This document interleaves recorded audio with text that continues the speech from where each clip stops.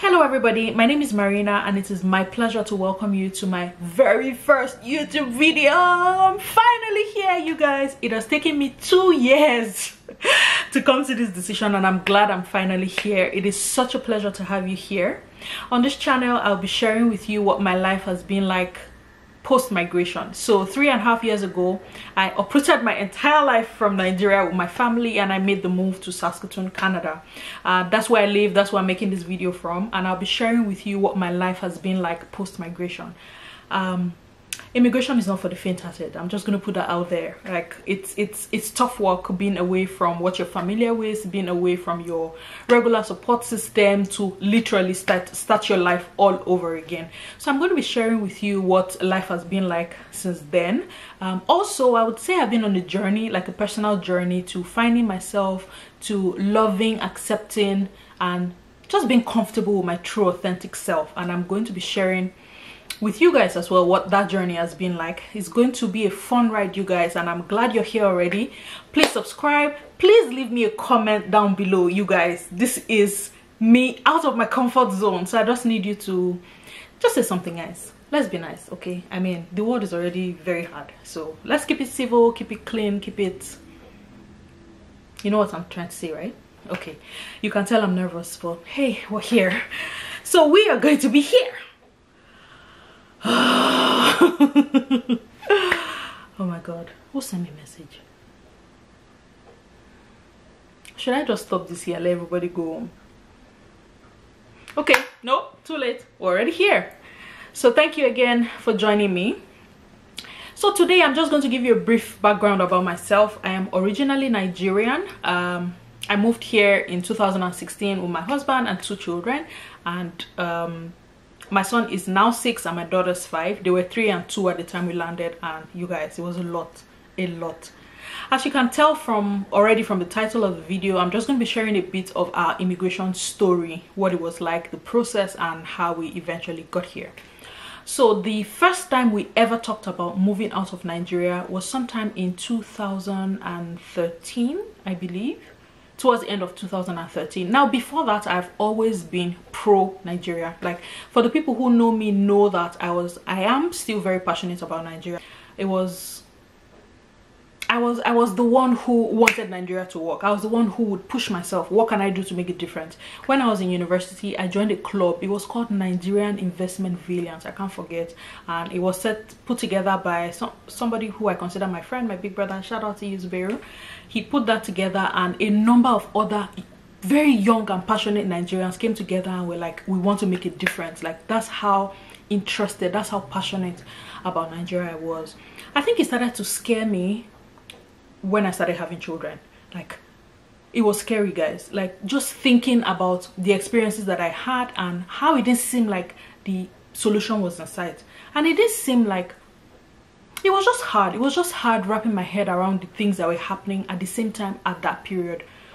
So then I finally became open to the idea of, you know what, maybe it's time to actually consider experiencing life in a different place. Like, if not for anything, for our children, let's just experience life in a place that works better than this. Like, nowhere is like home. Like, home is always going to be home, right? But just wanting to experience things from a different perspective was the reason why I first considered the move. So yeah, at that time it wasn't called express entry, it was a paper-based process. So you went there, downloaded and printed a number of forms, filled them all out. You forget to tick one place, they send the entire package back to you. So yeah, it was a more rigorous and paper-based process at the time. But yeah, we did have an immigration consultant. So yeah, my husband was in full-time work. He was a banker in Nigeria, and if you have an idea how that is, you know that bankers almost have no time for anything else. And I was in full-time employment as well, so we both didn't really have time to go through all the nitty-gritties, tick here, don't miss this, and it was just too much for us to handle. So we used an immigration consultant. I cannot talk about those immigration consultants on this video because, you guys, I do not have confidence in their processes and their procedures anymore. After we moved, we had a few people who asked us what can we do, and we referred them to these consultants, and the stories were not good at all. So I cannot talk about them, I cannot promote that here. Just so we're interacting through the consultants. They related with the immigration it was called CIC at the time, Canadian Immigration Commission, but now it's called IRCC, like Immigration, Refugee and Citizenship Canada. So I might use both interchangeably. I'm talking about the same thing. CIC, IRCC, same thing. So we went through the process. It was a long process from start to finish. It took about a little under 18 months from when we submitted the application to when we got our passport stamped. It was maybe like 17-18 months. That process was tough. We had to do the IELTS. My husband had to evaluate his credentials. He was the principal applicant, so I didn't have to do that. I don't know if it's the same thing that's obtainable now. I don't know if both spouses have to evaluate their credentials. It's a point-based system now, and I'm not very familiar with the processes right now. So if you know, if you're already in the process and it's different from what I'm saying, please leave me a comment below just to let me know what's obtainable now. So eventually we went through all that, did the medicals and everything until we got our passports stamped. And then at that time, a lot of work went into having to put our house in order, sell off the things we don't need, put together the things that we needed. Like, it was a lot of work. I'm going to rewind for a bit, guys. Now, somewhere along the line in the process of waiting, after we had done medicals, it was a long wait before we head back from immigration, because I think it was an election year in 2015, and there were a lot of things going on in Canada at the time. It was at that time that there was the crisis in Syria, and a lot of people had to be brought in, like protected people came into Canada. So it kind of slowed down the process. But while we were waiting, we discovered a service that not a lot of people know about. It's called pre-arrival services. Now, if you go on the Canadian immigration website, or even if you Google Canadian pre-arrival services, it will lead you to this place where you can find information that would be very useful to you when you get in Canada. Now, it's like a body where they organize like seminars, webinars for people who have reached a certain stage in the immigration process, just to prepare you for Canada. Guys, I cannot tell you how useful we found those information when we landed. Because I mean, from simple things like Canadian lingo, just to know when you walk into a coffee shop and they say I want a double, like all those things were covered in the webinar. They are that intentional about the information they give out. Like, when you hear some things, what does it mean? Because really, it's hard. It's tough work being away from what you're familiar with and being in a new place. But to now be in a new place and not understand anything about what's happening, like, that's a totally different ballgame.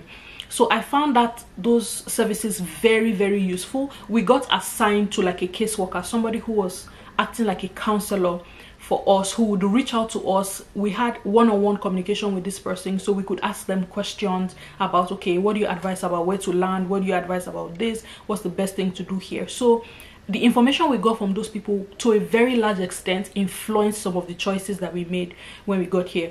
Choices like, okay, where to land. Now, the first reason I would say why we picked the province where we landed in was because the only friend we had in the entire country lived in this province. And guys, with my subsequent videos, you would understand the importance of going to a place where you have at least one person. The sanity that comes with knowing that there's somebody there who's willing. Because it's one thing for them to say, oh no, just come, I'll help you. And it's another thing for them to actually be committed to helping you when you land.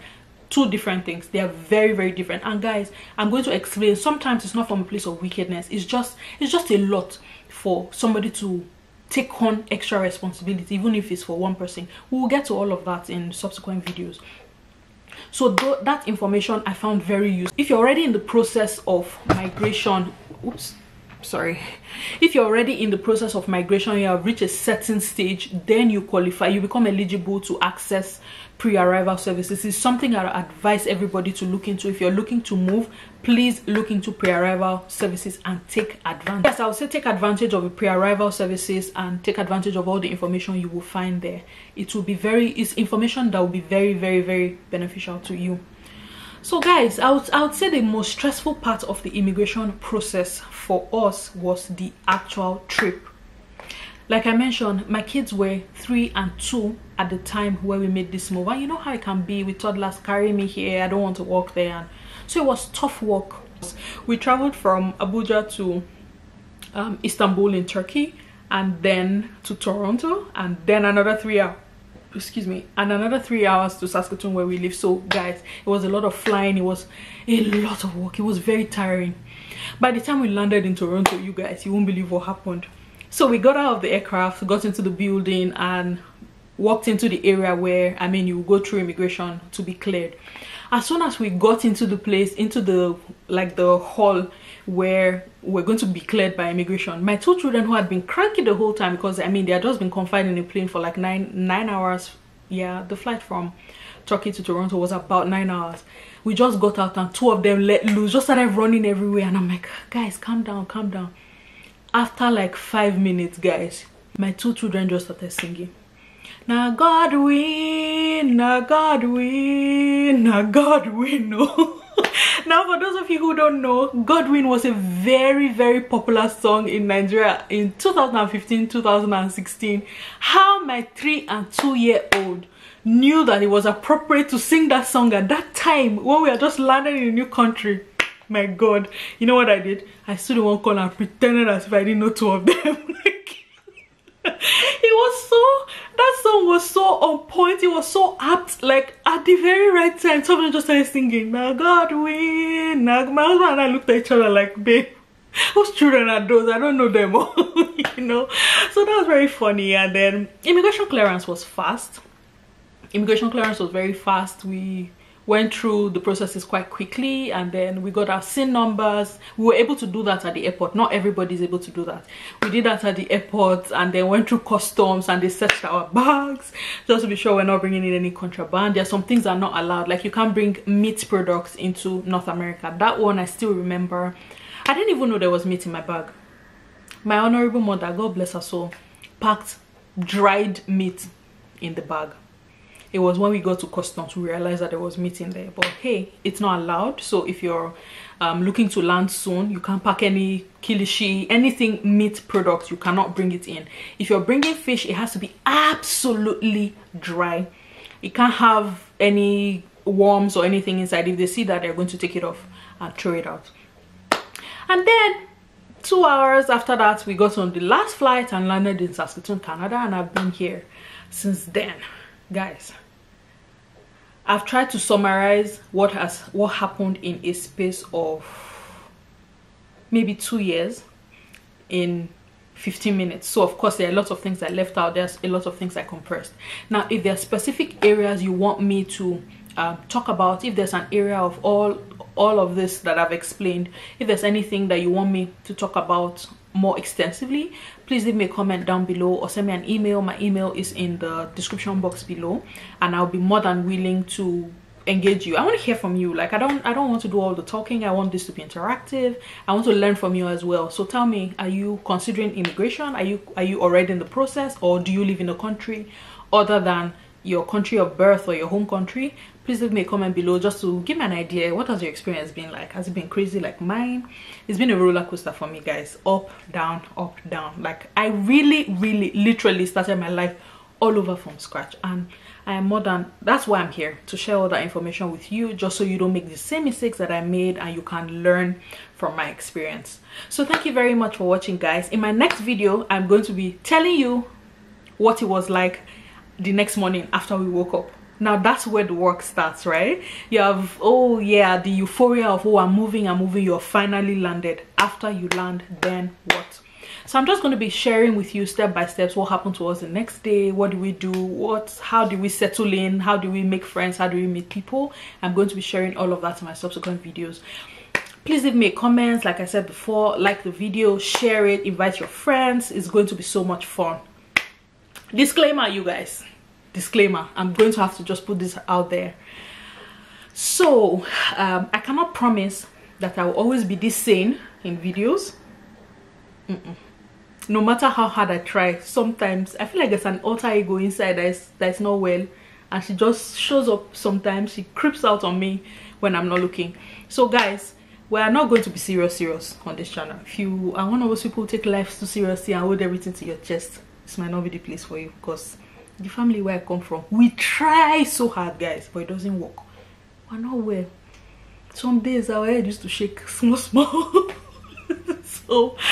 So guys, we're not always going to be sane, we're not always going to be serious. Sometimes we'll be crazy, we'll be goofy. Life is already too serious. Let's not take ourselves too seriously, okay? We'll have fun here. Just press the subscribe button down there. It's red. Have you done it? Okay, thank you. Thank you very much for watching, guys. I'll see you in my next video. Until then, take care. Bye bye.